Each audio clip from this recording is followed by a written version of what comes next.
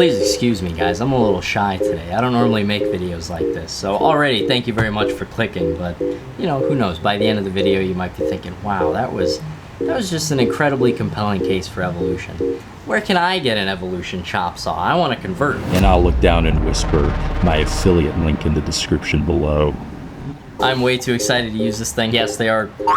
Are they a sponsor? They didn't really tell me to make a video, but they sent me the tool for free. Well, I'm gonna go ahead and treat them like a sponsor because they've treated me like someone who's getting sponsored, that's for sure. Let's get this thing popped open.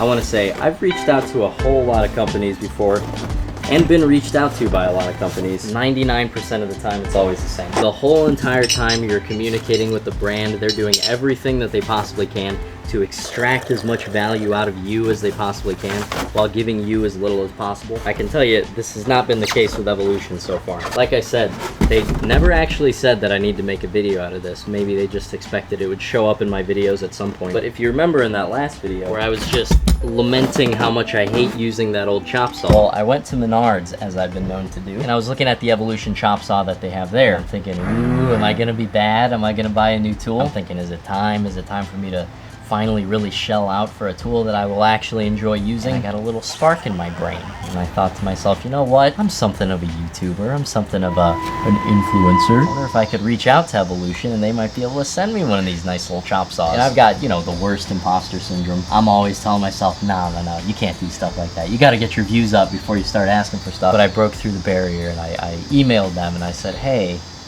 please? And guys, they did not send me the $300 chop saw from Menards. They sent me the big kahuna. Oh, beefy.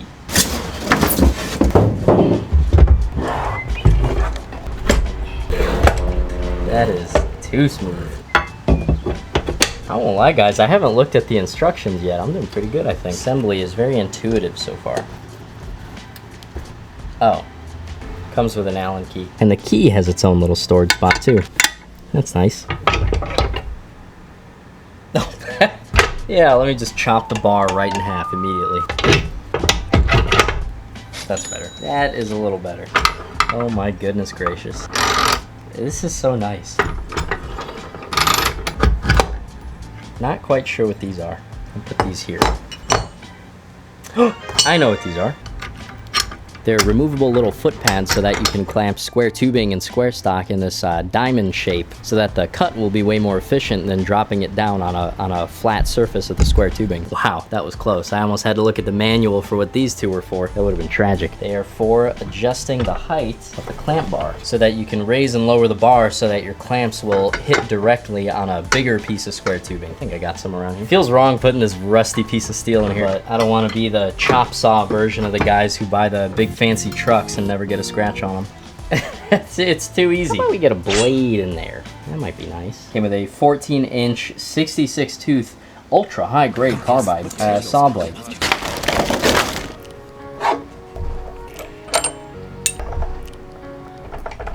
It's supposed to be like that. Uh-oh, guys. Evolution debunked. Is there an easier way I could be doing this?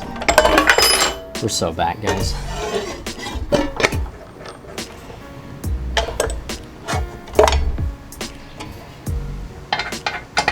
Look at this cord. Man, it's almost as long as I've been wishing I could replace my other chop saw. All right, enough talk. Let's see if this metal cutting chop saw can chop through metal.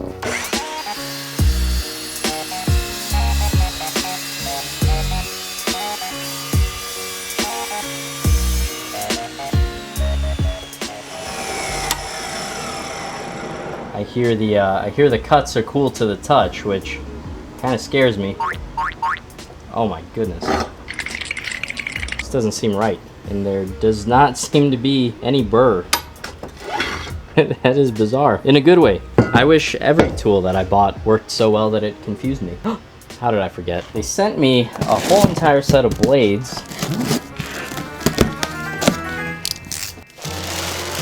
Oh, awesome. I got this one and the one that came with the machine. I'm not gonna tell you which sponsorships I've maybe not enjoyed doing that much, but some of them are really a drag. I can't tell you how nice it is to just be genuinely excited. You got a whole other saw blade for thin steel. They got a saw blade for aluminum, because of course they do, and a saw blade for stainless steel. I'm gonna say something controversial. This is not technically the highest paid sponsorship that I've gotten, but it is my favorite sponsorship by far. This is absolutely bonkers. Oh, the whole reason I came over here. A chip collector. Or for my British viewers, a crisp collector. I don't know what I'm doing here. Oh. Oh, it's a magnet.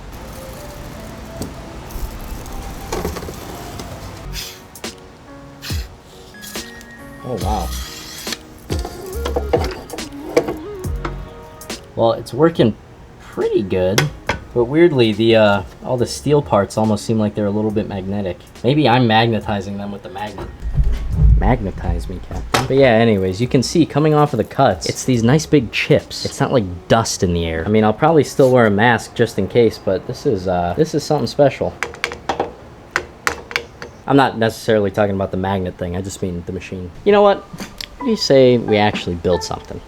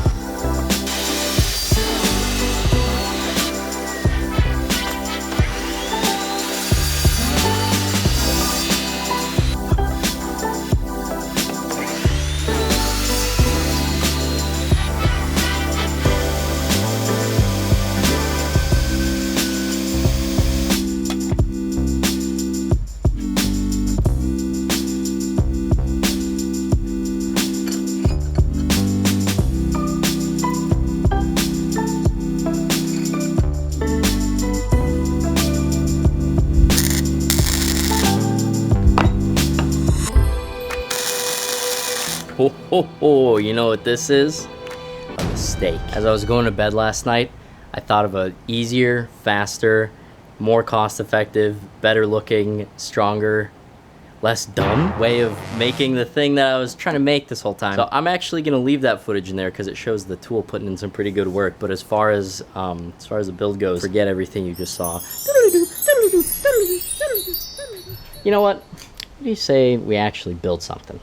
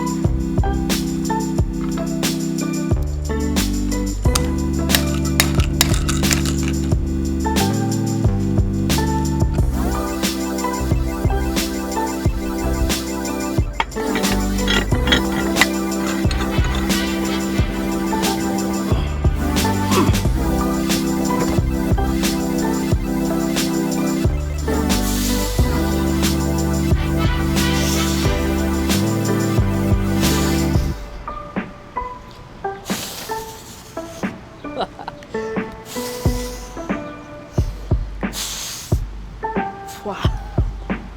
That is not 40 pounds. Holy smokes.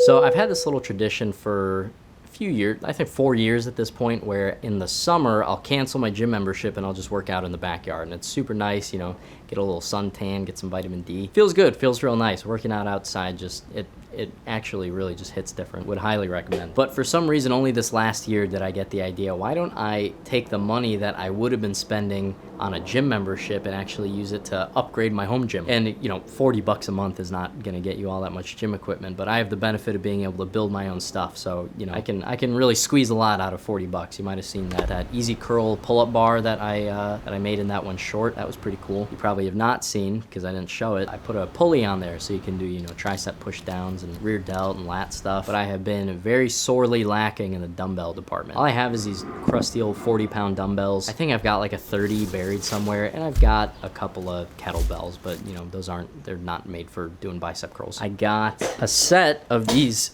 spin lock dumbbell handles, and I was so excited, and they were so affordable. They're like 15 bucks for 2 of them. No one was more disappointed than me to find out that these are really not very good, especially once you like get up there and weight. If you're going over like 50 pounds, as soon as you start curling, the weights kind of start spinning and it starts unscrewing, and you have to like put them down and tighten them, sometimes halfway through a set. Really pretty annoying. And let me freaking tell you, you really only have to jack yourself in the leg with one of these things on the way down 1 or 2 times before that close grip chin up bar starts looking real nice. So I actually think I'll be able to cannibalize these things and use them for another home gym equipment build, but still that left me with really nothing to get that good bicep work in. So I took a little trip down memory lane. I was thinking back to when I was about 15, and for the life of me, I can't tell you why I used to do this, but I used to take my dad's old football bar, and I would use it for what it was supposed to be used for sometimes, but I don't know, I think I maybe just experimented one time and I really liked it, so I kept on doing it.